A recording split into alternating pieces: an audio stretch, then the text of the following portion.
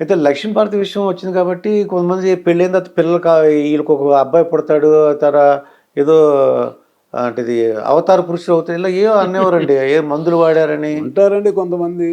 అది నిజం అంటారా ఆవిడ పెళ్లి తనకి పెళ్లి చేసుకోవడం అని కాకపోయినా ముందు ఏదో జీవిత చరిత్ర రాస్తానని చెప్పి వచ్చింది. ఆయన ఒప్పుకోలేదు ముందు. నువ్వేంటి జీవిత చరిత్ర రాసేది, శ్రీనారాయణ లాంటి వాడు రాస్తానంటేనే వద్దని చెప్పాను నేను అన్నారు. సరే ఇంకా ఆయన ఒంటరిగా ఉన్నాడు కాబట్టి ఇవిడ అప్పుడప్పుడు రావడం ఏదో మాట్లాడుకోవడం జరిగింది. ఒక స్టేజ్లో అంటే మీరు అడిగారు కాబట్టి నేను చెప్తున్న వాస్తవాన్ని చెప్పకూడదు. ఆవిడ సమక్షంలోనే బాలకృష్ణ, నేను, పెద్ద ఆయన నాచారం స్టూడియోలో, బ్రదర్ ఏమిటి నాకు ఇప్పుడు మెంటల్ కంపానియన్షిప్ రావాలి, ఈ వయసులో నాకు కోరికలు ఏముండవు కదా, ఓకే అండి, నేను ఏమైనా పెళ్లి చేసుకోవాలనుకుంటున్నా అని చెప్పేశాడు ఆయన. చెప్పేశాడు మాకు నాచారం స్టూడియో కూడా చెప్తున్నా కదా. వాస్తవానికి ఆ రోజున మా ఆదివారం అది డ్రైవర్ రాలా, నా కొడుకు డ్రైవ్ చేస్తా ఉంటే పోయాం మేము. సార్ ఇప్పుడు పెళ్ళి చేసుకోవడం అవసరమా లేదా అనేది మేము చెప్పదలుచుకోలేదు, అది మీ వ్యక్తిగత వ్యవహారం, ఈవెంట్ చేసుకుంటారా ఇంకొకళ్ళు చేసుకుంటారా అనేది దానికసేపు పక్కన పెడదాము. మీకు ఇప్పుడు 73 సంవత్సరాలు 72 సంవత్సరాలు వచ్చినాయి, మీ మనవరాళ్ళకు పెళ్లి చేసే వయసు, మీరు ఇప్పుడు పెళ్లి చేసుకుంటే పబ్లిక్ అప్రిషియేట్ చెయ్యరు. ఓకే చేశారు అనుకుంటాం. ఆవిడ అవతల ఒక భర్తకి ఇల్లాలు వీరగంధం సుబ్బారావు గారు, అతనికి ద్వారా ఒక కొడుకున్నాడు. ఓకే అండి, అతను ఇప్పుడు అప్పలో హాస్పిటల్లో డాక్టర్ కోటేశ్వరరావు. ఇప్పుడు అతనికి విడాకులు ఇచ్చి ఒక 70 సంవత్సరాల వయసు ఆయనకి విడాకులు ఇచ్చి ఇంకొక 70 సంవత్సరాల వయసు ఆయన పెళ్లి చేసుకోవాలంటే ఏ కారణంతో చేసుకుంటారు మీరు అర్థం చేసుకోండి. అది ఏదో రాజకీయ కోరికలో డబ్బు కోరికో ఇంకోటో ఉంటుంది కదా. అవునండి, అదేం కాదు బ్రదర్, నాకు నా ఇంట్లో మంచి చెడు చూసేవాళ్ళు ఎవరు లేరు, మీకు తెలుసు కదా, అందువల్ల చేసుకోను, అది మీ ఇష్టం అండి, వ్యక్తిగత వ్యవహారం. అంటే ఈ లక్ష్మీపార్వతి గారు ఎందుకు వచ్చారంటారు ఐడియా, ఎందుకు ఇంత చేరుగా అయ్యారు? లేకపోతే ఆవిడకి ఆశలండి అంతే. ఇప్పుడు 70 ఏళ్ల ముసలోడిని వదిలేసేసి ఇంకో 70 ఏళ్ల ముసలోడిని ఎందుకు చేసుకుంటారండి ఎవరైనా? రాజకీయ కోరికలు కావచ్చు, అది తర్వాత సీఎం కావాలనే కోరిక కావచ్చు, డబ్బులు వస్తాయి కావచ్చు, కారణం ఏదన్నా కానివ్వండి. ఇంకా ఎవరో ఒకళ్ళిద్దరు చెప్పారని కూడా విన్నా నేను. ఏది మీరు అన్నారు కదా, ఒక భరతుడు అనేవాడు పుడతాడు, వాడు భారతదేశాన్ని పరిపాలిస్తాడు, ఏయో మాయమాటలు చెప్పేవాళ్ళు ఉంటారండి. ఆ వయసులో పిల్లలు ఎట్ట పుడతారండి? పుట్టినా కూడా వాడు పెరిగి పెద్దవాడైపోయి రాజ్యాధికారానికి వచ్చేంత స్థాయి ఉంటుందా? అవకాశం ఉంటుందా? అట్లా జరిగిపోయింది ఆయన పాపం.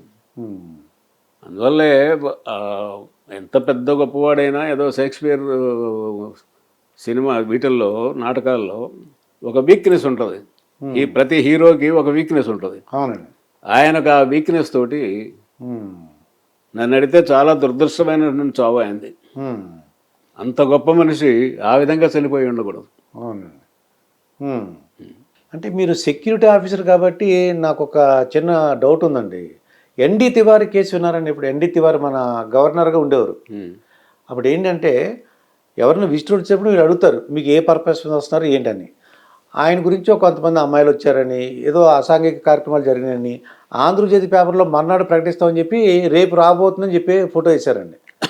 అంటే మీలాంటి వాళ్ళు ఆఫీసర్ ఉన్నారనుకోండి, ఇది ఏమంటే గవర్నర్ గారు అంటే అంతకుముందు 2-3 సార్లు వెళ్ళే ఉంటారు.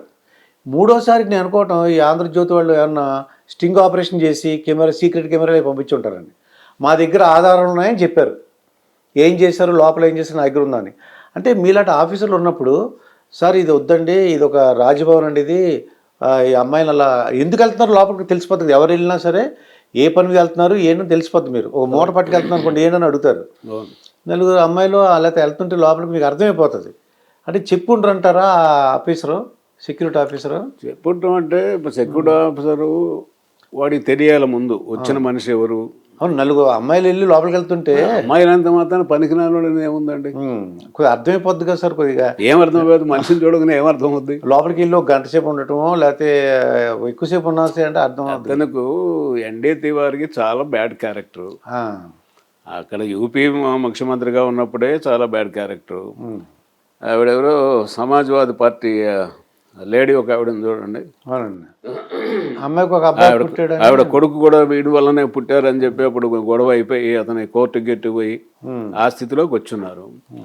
జనరల్గా ఇప్పుడు సెక్యూరిటీ ఆఫీసర్కును మెయిన్ విఐపికి గవర్నర్ కానివ్వండి, సీఎం కానీ ఎవరైనా వాళ్ళిద్దరికి ఉండేటువంటి సంబంధాన్ని బట్టి ఈయన మాట ఎంతవరకు ఆయన వింటాడు, చెప్పగలుగుతాడా, ఇతను ఆ ధైర్యం ఉందా అనే దాన్ని బట్టి ఉంటుంది వచ్చిన వాళ్ళది.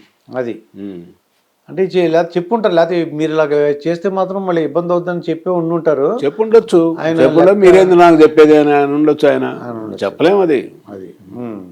అయితే ఆఖరిగా అసలు ఎన్టీ రామారావు గారి విషయం తీసుకుందామండి. ఆయన దినచర్య ఎలా ఉండేది ఆఖరిగా చెప్పండి సార్. అసలు ఏంటి, మార్నింగ్ ఎప్పుడు మీ దగ్గర ఒక 6 సంవత్సరాల వరకు వర్క్ చేస్తారు ఆయన. అసలు ఇలాగా దినచర్య ఎలా ఉండేది? ఆయన దినచర్యలో మార్పు లేదండి. రాత్రిపూట 10 గంటల వరకు మేలుకొని ఉన్నా 3 గంటలకు లేస్తాడు, 2 గంటలకు పడుకున్నా 3 గంటలకు లేస్తాడు. ఓకే. మామూలుగా అయితే ఆయన 7 గంటలకు పడుకుంటాడు నైట్. నైట్ ఎప్పుడు కూడా అంటే ఏదన్నా ప్రోగ్రాంలో ఉంటే తప్ప మామూలుగా అయితే 7 గంటలకు పడుకుంటాడు. ఓకే. 3 గంటలకు లేస్తాడు, 3:30కు లేస్తాడు, బ్రహ్మ ముహూర్తం అనేది. ఓకే. 1 గంటన్నర 2 గంటల పాటు వ్యాయామం చేస్తాడు. వ్యాయామం అంటే ఏంటి? ఫిజికల్గా బస్తీలు తీస్తాడు, తర్వాత యోగా బాగా చేస్తాడు, చెమటలు పట్టిపోతాయి. ఓకే. ఇంకా తర్వాత స్నానం అది చేసేసి 5 గంటలకి బ్రేక్ఫాస్ట్ కూడా ఫుల్గా తింటాడు, కోడి తింటాడు ఆయన, ఏ అనుమానం లేదు. మనల్ని కూడా అక్కడ తినమంటాడు. అంటే బ్రేక్ఫాస్ట్లోనా లేకపోతే లంచ్? బ్రేక్ఫాస్ట్లోనైనా లంచ్లోనైనా ఎప్పుడే అవైలబుల్ ఉంటే తినేస్తాడు. అది అంటే నాటుకోడి ఇష్టం అంటారా మళ్ళీ మామూలు చికెన్? నాటుకోడి తింటాడు. తర్వాత ఇక లేచిన తర్వాత 5 గంటలు దాటిన తర్వాత ఇంకా ఇంటర్వ్యూల కోసం ఎదురు చూస్తుంటారు, ఎవరు ఆఫీసర్లు ఎవరు వస్తారు కదా ఆడ నుంచి. ఇక మామూలుగా మధ్యాహ్నం లంచ్ కూడా పెద్దగా తిండు ఆయన, రైస్ పెద్దగా తిండు. ఇక తినకూడదంటూ లేదు ఆయనకు. ఓకే.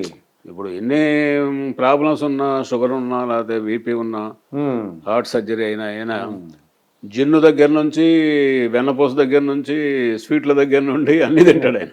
ఓకే. ఏ తినకూడదో మళ్ళా అంటాడు షుగర్ వాళ్ళం, అన్ని తింటాడు ఆయన. అవన్నీ కూడా ఈ ఎక్సర్సైజ్ దెబ్బకి అది అవుతా ఉంటాయి, న్యూట్రలైజ్ అన్నమాట.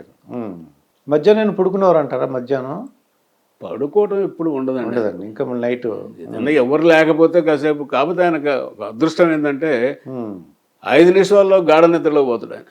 ఓకే. ఫ్లైట్లో పోతున్నా, నేను హెలికాప్టర్లో పోతున్నా, 5 మినిట్స్లో మంచి నిద్ర పడతాడు, వాళ్ళు ఫ్రెష్గా వస్తుంది మొహం. అది మన వల్ల కాదు. అది కష్టం మాత్రం అంత మాత్రం కష్టపడేటువంటి మనిషిని మనం చూడలేమండి. అది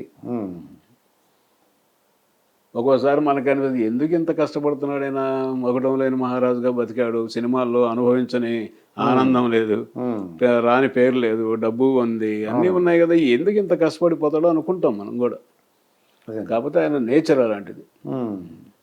సార్ ఇది ఇప్పుడు ఎన్టీ రామారావు గారు తన చైతన్య రథాన్ని వాళ్ళ కొడుకు రన్ చేశారంటున్నారండి, హరికృష్ణ.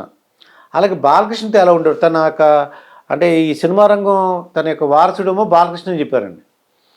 అలాగే సినిమా రాజకీయంగా అది అయితే సినిమా వారసుడు అయితే బాలకృష్ణ. హరికృష్ణ గురించి అసలు ఎలా మాట్లాడేవారు? ఆయన కొద్దిగా అగ్రెసివ్గా ఉన్నట్టు అనిపించేదండి మాకు చూడడానికి.